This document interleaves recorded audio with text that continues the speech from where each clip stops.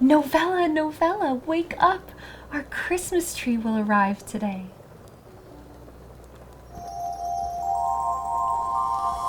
Oh, hello! Merry Christmas! Will it arrive today? What kind of tree is it? A Christmas tree, of course, silly. No, Juliet, is it a fir or a pine? Fir trees make the best Christmas trees because all fir trees know the story of the famous fir, who long ago became the most wonderful Christmas tree in the whole world. I never knew that. I would love to hear that story. Could we please read that one together? Of course, my dear. Tonight's tale is The Fir Tree by Hans Christian Andersen. Once upon a time, out in the woods grew a little fir tree. The place he had was a very good one. The sun shone on him and the air was so fresh. There was enough of everything he needed, and around him grew many large-sized friends, pines as well as firs. But the little fir wanted very much to be a big grown-up tree. He did not think much of the warm sun and the fresh air. He did not care for the little cottage children that ran about and prated when they were in the woods looking for wild strawberries. The children often came with a whole pitcher full of berries, or a long row of them threaded on straw, and sat down near the young tree and said, "Oh, how pretty he is! What a nice little fir!" But this was what the tree could not bear to hear. And at the end of the year, he had grown a good deal.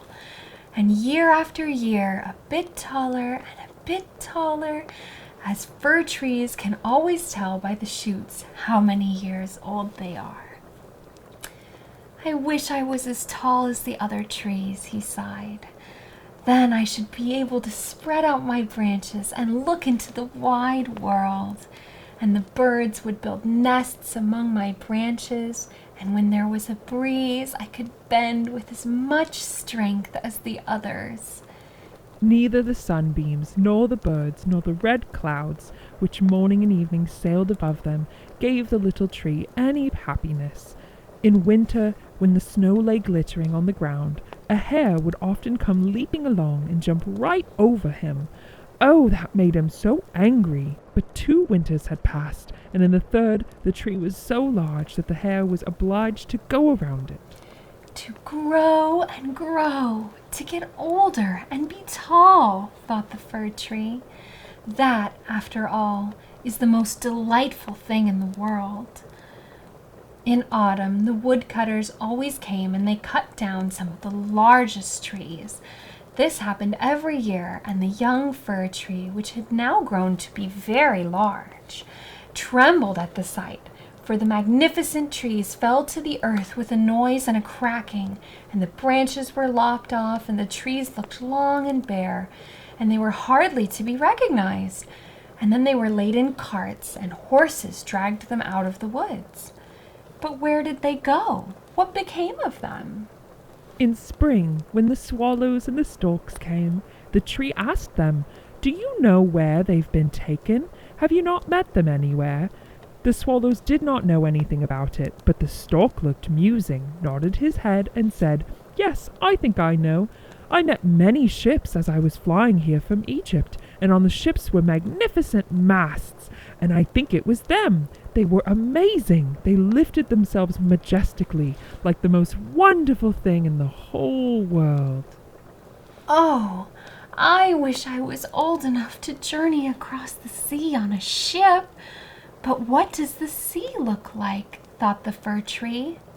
"That would take quite a long time to explain," said the stork, and with these words off he flew. Be proud of your growth, said the sunbeams. You are such a large and beautiful tree. And the wind kissed the tree, and the dew wept tears over him. But the fir was not happy yet. When Christmas came, quite young trees were cut down, trees which often were not even as large or of the same size as the fir tree. These young trees, they were always the finest looking, retained their branches. They were laid on carts, and the horses drew them out of the woods. Where are they going to? Asked the fir. They're not taller than me, and there was one indeed that was considerably shorter than I am. And why do they get to keep all their branches? Where are they being taken? We know, chirped the sparrows. We have peeped in at the windows in the town below. We know where they're taken. The greatest splendor and the greatest magnificence one can imagine await them. We peeped through the windows and saw them planted in the middle of the warm room and ornamented with the most splendid things, with gilded apples and gingerbread, with toys and hundreds of lights. It was lovely. You should see it sometime. And then, asked the fir tree, trembling at every bough, then, what happens then? Well, we didn't see anything more, but it was incomparably beautiful. But that's not still as good as becoming a mast on a ship, said the tree. I don't understand why I wasn't chosen for that. I'm tall, and my branches spread like the others that were carried off last year. I would love to be the mast of a huge sailing ship, the most wonderful thing in the world. Be thankful of where you are right now, said the air and the sunlight. You have a beautiful life here in the forest. But the tree did not rejoice at all. He grew and was green in both winter and in summer. People that saw him said, "What a fine tree!" Towards Christmas, he was one of the first that was cut down. The tree fell to the earth with a sigh. He felt like a pang. It was a swoon. He could not think of happiness. He was sorrowful at being separated from his home, but was so excited to become the mast of a ship. He knew well that he should never see his dear old comrades again, his bushes and his flowers again, perhaps not even the birds, and hopefully he'd be used as a ship mast. The tree was put in a pile, and heard a man say, "That one is splendid. We don't want the others." Then 2 servants came and carried the fir tree into a large and splendid living room. There were large easy chairs, silken sofas, large tables full of picture books, and full of toys worth hundreds and hundreds of crowns. At least the children thought so. Had he been chosen to be a Christmas tree? And the fir tree was placed upright in a pot that was filled with sand. But no one could see that it was a pot, for a green cloth hung all around it, and it stood on a large red and green colored carpet. Oh, how the tree quivered! What was to happen to him? He had become a Christmas tree. He wished he had been chosen to be the mast of a ship instead. The servants, as well as the young ladies, decorated him. On one branch they hung little chains of colored paper and chains of sugar plums. Among the other bows, gilded apples and walnuts were fastened, looking as though they had grown there, and little blue and white tapers were placed among the leaves. He was so beautiful. He'd never felt like this before. How could this be? Thought the fir tree. I don't really mind this. I don't really mind this at all. And at the top, a very large star with gold tinsel was fixed.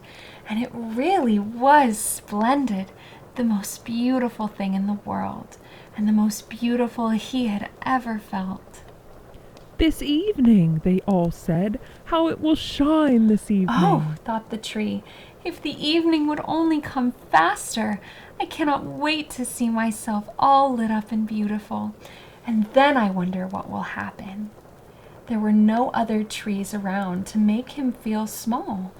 No birds or mice to choose other trees rather than him.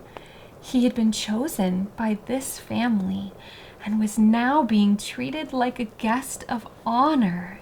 The candles were lit. What brightness and splendor! He was so beautiful. A story, cried the children, drawing a little man towards the tree. He seated himself under it and said, "Now that we're in the shade, the tree can listen too. but I shall only tell one story. Now, which one will you have? The Three Little Pigs, or Clumpy Dumpy who tumbled downstairs, or the Prince who married the princess?